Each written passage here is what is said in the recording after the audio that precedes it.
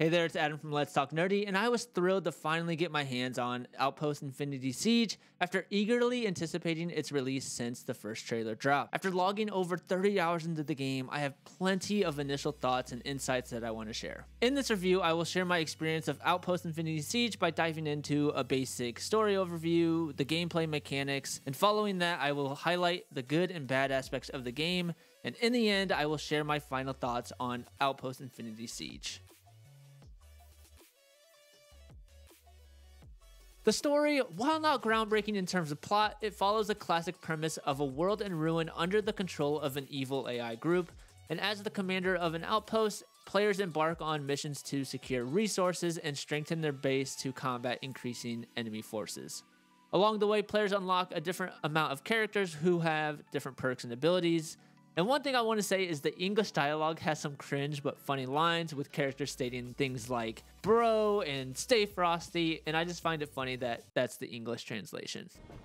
Hey bro, I heard you got some booze. The game starts you off in a tutorial mission that lasts about 45 minutes, and it does a good job of showing you what your base can become and how it all works. And with that, let's dive into the gameplay mechanics.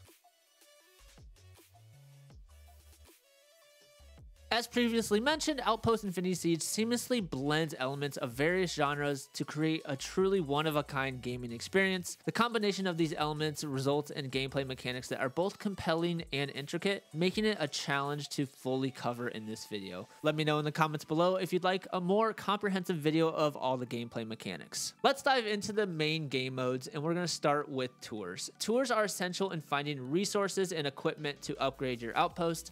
During these missions, you will scavenge different points of interest and bring back items to enhance your base and your character.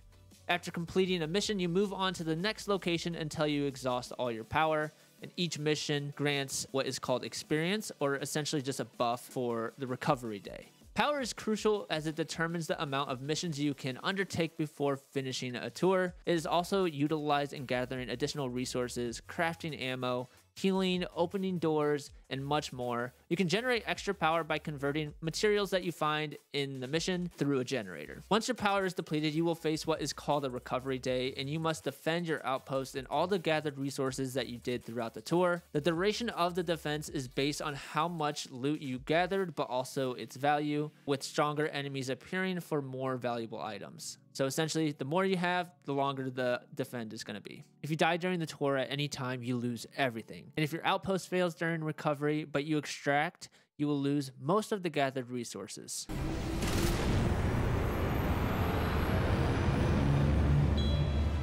The next mode is Infinity Siege mode, which is a wave-based challenge where players must fend off hordes of difficult enemies, and as you finish each wave, resources and loot are dropped. The decision to extract and secure your rewards or push through more waves can be decided after each wave you complete. Additionally, there are other modes that you can do, such as recovery missions and co-op, where you can play online at your base or a friend's base. Now that we've went over the game modes, let's discuss the actual mechanics of the outpost and your commander. The outpost offers the option for upgrades and expansion through the creation of essential items like turrets, structural elements, and various tools that enhance performance during missions, and these can all be crafted with the resources that you find during tours and the Infinity Siege mode. With features like armor crafters, generators, and more, the outpost can be customized and optimized through the user-friendly Outpost Builder. Your character's abilities can be upgraded the more your character levels up, which is in the barracks. The max level of each character is 30, and each character offers you different abilities and stats. Additionally, you can equip your character with different armor sets that you find in your tours or the Infinity Siege mode. Weapon-wise, you are given a gun that can be upgraded and changed as well, with different Zen buffs which provide different effects to the gun itself. Otherwise, there are typical weapon attachments that can change the stats of the gun like any other game. Now that you have a basic grasp of the game's mechanics, including your character and outpost functionalities, you might be curious on how they all interact. Well, the gameplay seamlessly transitions between different modes, primarily the combat mode or the first-person mode. You use this during missions where you gather resources and battle enemies on the front lines in first person. And with a simple click, you can switch to command mode to customize your turrets, activate base elements, and much more in terms of strategy in fighting enemies. Additionally, there is a mech mode that allows you to pilot a mech to engage in battles a different way. With Outpost being so ambitious, there are quite a bit of things that could be improved, and I think the devs are already doing a good job of creating changes and bug fixes. However, there are some things that I do not like about the game. Starting with resource farming, it is fairly boring and time consuming. I felt as if 75% of my time playing the game was gathering resources and less about attacking enemies and defending my outpost. I don't mind the gathering of the resources, but the amount of resources you get with how much time you spend doesn't really correlate and is way too low. And another point to that is if you spend all this time and you die during a tour, you lose everything, which I understand it's an extraction shooter, but the amount of time I put into the looting, it just makes it even more frustrating to lose it all in the end. However, in tour mode, if you want to bypass missions of gathering resources, you can do that, but you don't always get the best resources you need to progress the story or the things that you're looking for, and I think that is frustrating. The devs, however, have been improving this already, but still feel like my time is being wasted. Next, the enemies in-game are not very intelligent or reactive. I often ran into times where the enemies just stand there for a few seconds staring at me before they attack. Other enemies would glitch through my character and cause no damage, which, I mean, at the end of the day, I'm not getting hurt, but still kind of a bug that could be fixed. Additionally, the game has some issues of getting stuck in situations that don't allow you to progress through the mission, like enemies that you need to eliminate outside of the zone, and if you go outside the zone, you are killed pretty quickly. And this is more of just a minor bug, but I think it needs to be fixed, and I think it will be fixed pretty quickly. The biggest drawback of the game is its slow progression pace, leaving me with an unaccomplished feeling after investing significant time. After dedicating 15 hours into the game, base building felt stagnant due to the scarcity of resources, hindering the ability to craft essential items to upgrade my outpost and make it bigger.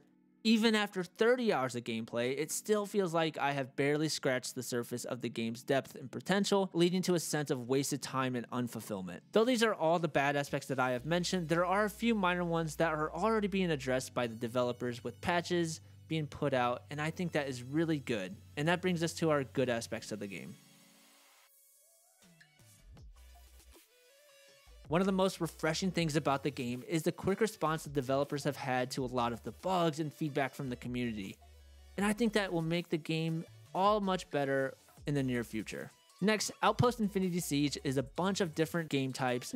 Outpost is a bunch of different types of games combined into one, and it is done very well. There is a lot going on in the game, but it is done in a way that doesn't feel clunky or misplaced. Yes, I said the scavenging is a bit boring and tedious, but it's done in a way that is actually pretty good. And I absolutely love the transition from combat mode to combat mode because it is fun and easy. Additionally, I think the game does a great job of explaining how everything works in terms of specific characters and their role in upgrading your outposts, your weapons, and other vendors. I never felt lost or unsure on how to do something for my outpost or my character. Now, my favorite and last good aspect of Outpost is the game is just fun and different than anything I have played in a long time. The hordes of enemies you face at the end of tours or Infinity Siege mode really makes me think quick of different approaches to defeat the enemies. That brings us to the final thoughts of the game. Overall, Outpost Infinity Siege is a unique and fun experience that I have not seen in a game for some time. However, with the scarce resources and the time it takes to progress your outpost takes away from some of that fun. Looking past that, I can see the awesome potential for creating such an epic base, and like I said, the game combines a variety of different genres into one and does it well. And the fact that the developers are working so hard to create such a better game has it looking good for the future. Now it is time to put Outpost Infinity Siege through the nerdometer.